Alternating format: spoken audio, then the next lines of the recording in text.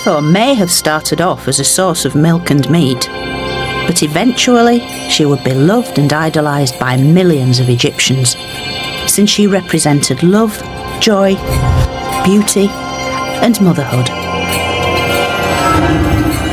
And although her image develops from a lifelike animal to a female face with cow's ears, this may be Hathor's very earliest incarnation. Yet Hathor is only one of a multitude of gods and goddesses. The Egyptians just couldn't get enough of them. Over the centuries emerged hundreds, if not thousands of deities, each with a specific purpose and appearance. Some came in human form. Some had animal heads. They could be male, female, even androgynous. It seems that there were few aspects of life that didn't have their own gods. Ancient Egyptian gods normally have only 1 or 2 feathers in their crowns. But when we have a crown which has lots of feathers, this is an indication that we're dealing with a god that has a southern connection. So here, the goddess Anukit is a goddess that gives for the ancient Egyptian a control over the Nile beyond the southern borders, beyond the first cataract. But where exactly is the origin of Egypt's lifeline? The huge river has 2 headwaters. The so-called White Nile rises in the mountains of Rwanda and Burundi and flows north through Lake Victoria. The Blue Nile rises in the Ethiopian highlands. In Khartoum, the capital of Sudan, the White and the Blue Nile become one.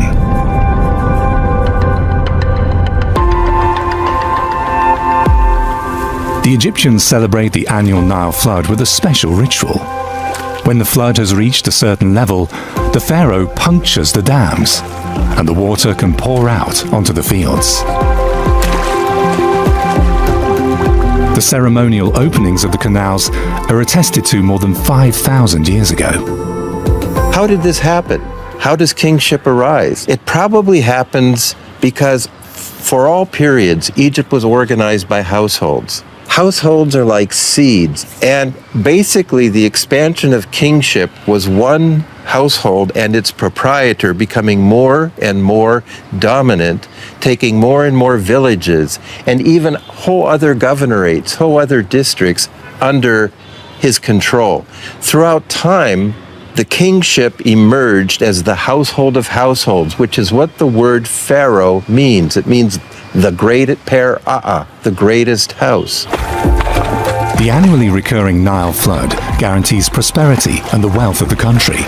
It drenches the fields with water and transforms the land into a fertile Garden of Eden. Over time, the Egyptians developed ever more sophisticated irrigation systems to supply their fields with sufficient water all year round. Farmers rely on what is known as basin irrigation. With the help of sluices and mechanical pumps, a finely branched canal system directs the Nile flood to where it's most urgently needed. Even today, Egyptian farmers irrigate parts of their fields with this time-honored method.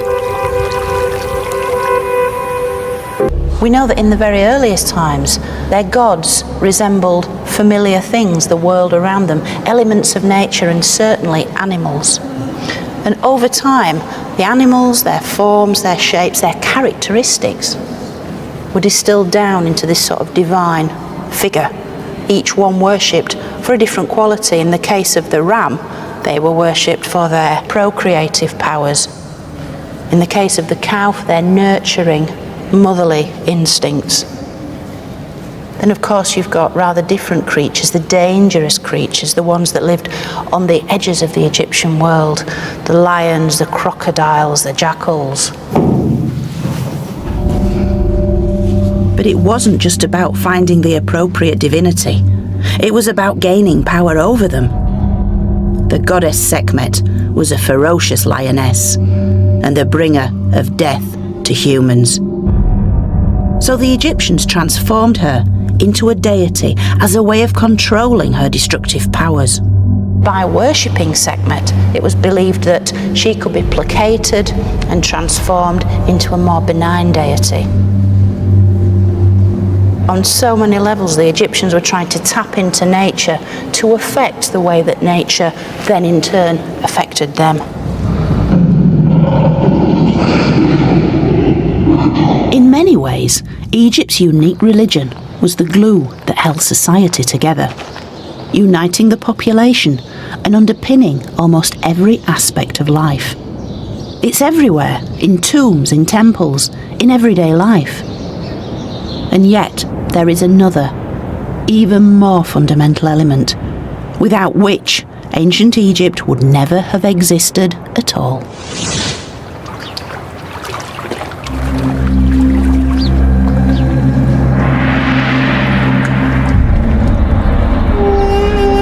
Later Greek historians famously observed that Egypt was the gift of the Nile. And how right they were, because as the climate continued to change, the desert lakes eventually dried up, leaving the Egyptians with just one source of water.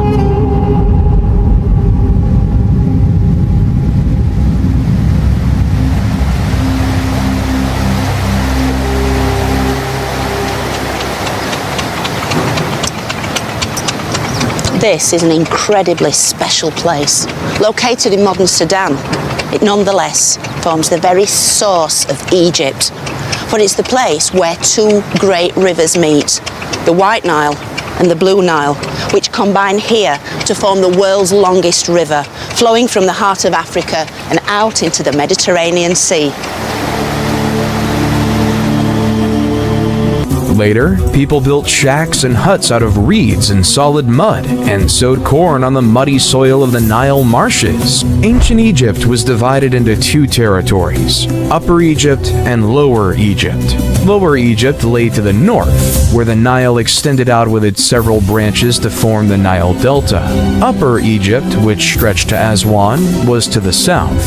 The two kingdoms were united around 3000 BC by King Narmer, but each retained its regalia, the hedjet or white crown for Upper Egypt and the deshret or red crown for Lower Egypt. As a result, the pharaohs were known as the rulers of the two lands, and they wore the shint, a double crown with each half denoting sovereignty of a different land.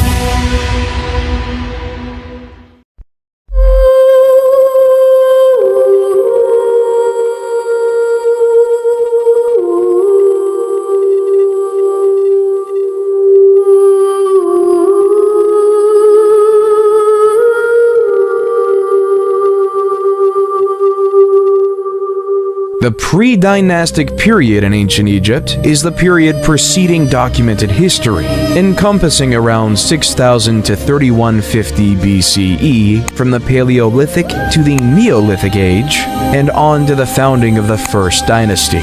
While there are no written records from this period, archaeological digs in Egypt have unearthed items that convey their tale of the Nile River Valley's cultural history. The pre-dynastic period is called by the regions or ancient city sites where these artifacts were discovered, rather than the cultures that lived there.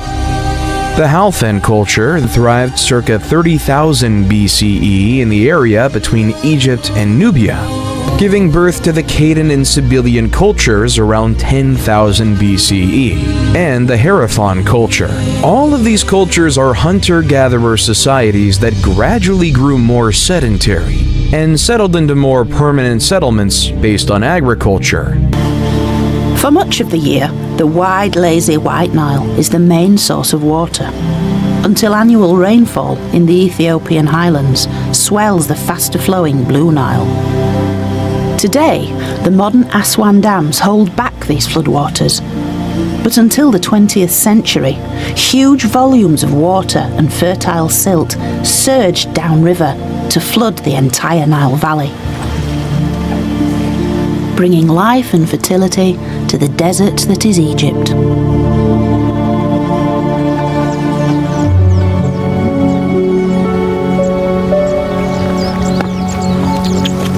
This annual Nile flood was the single most important event in the lives of every ancient Egyptian, for its life-giving waters brought the nutrients and minerals which enriched the soil all along its banks, and this allowed agriculture to flourish. Egypt is blessed with some of the most fertile land in the world, where farmers can grow everything from sweet corn and garlic to bananas, sugarcane and cotton.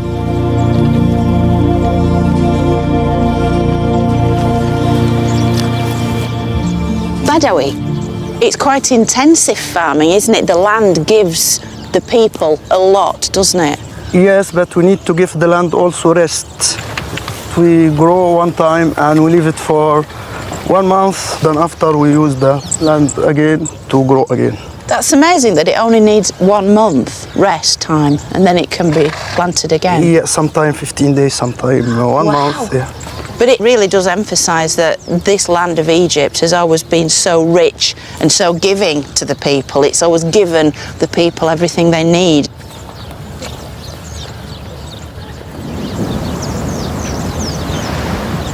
And it's the Nile that turned this desert land into a paradise.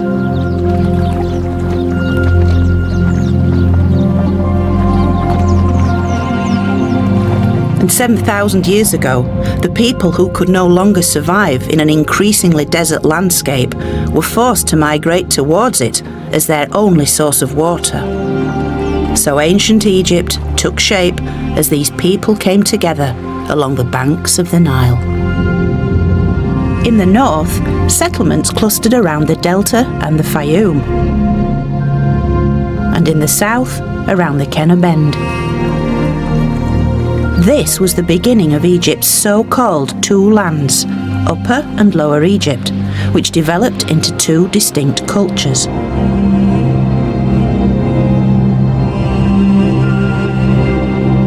But what they both had in common was the astonishing fertility replenished every year by the miracle of the Nile. El Kab, located to the south of the Kenner Bend, is one of Upper Egypt's earliest settlements. And while it may lack the wow factor of the pyramids, it's actually far more revealing to see traces of this amazing evolution. Because here we can see how a nomadic lifestyle was soon replaced by a settled social structure. And although it was a slow and gradual process, archaeologist Elizabeth Hart can identify each stage of this transformation. When the water supply is assured, Egypt does well. Yet if the floods fail, drought, hunger and misery must be expected. In the Middle Kingdom, massive construction projects are designed to ensure a continuous water supply. Under Pharaoh Amenemhet II, around 1850 BC, the natural course of the Nile branch called Bahr Yusuf is converted into a canal. The Joseph Canal, 15 kilometers long and 5 meters deep, follows the natural gradient of the valley and connects the Nile with the Fayoum Basin, southwest of Cairo. A gigantic irrigation system is created, with mighty barrage dams and drainage canals. The diversion of Nile water into the Fayoum Basin also creates a huge artificial lake, Lake Moeris, a water reservoir with a capacity at the time of 114 cubic kilometers. It fills from August to December through the Joseph Canal and empties again from March to May, so that beginning in April, summer crops can be grown on the lake's brine on an area of 15,000 hectares. The marshy Fayoum becomes the granary of Egypt, an oasis in the middle of a barren desert. To coordinate the deployment of skilled workers and materials, however, another achievement of Egypt's advanced civilization is needed: a well-functioning administration.